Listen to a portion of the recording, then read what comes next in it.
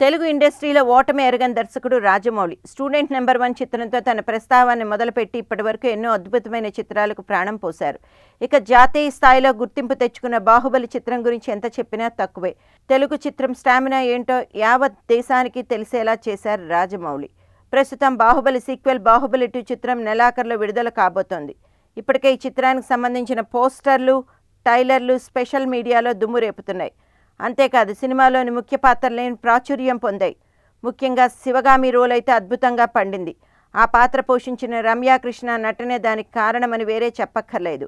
అయితే ఈ పాత్ర కోసం మొదట రమ్యాకృష్ణని తీసుకోవాలనుకోలేదట.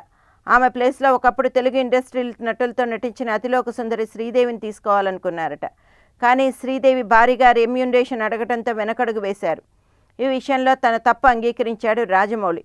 చెన్నైలో జరిగిన ఆడియో విడుదల కార్యక్రమంలో మాట్లాడిన రాజమౌళి శివగామి పాత్ర కోసం మొదట వేరే వారిని అనుకున్నా, కానీ ఒక గొప్ప నటి మాకు అందుబాటులో ఉండి కూడా గుర్తించలేకపోవడం చాలా తప్పే జరిగింది.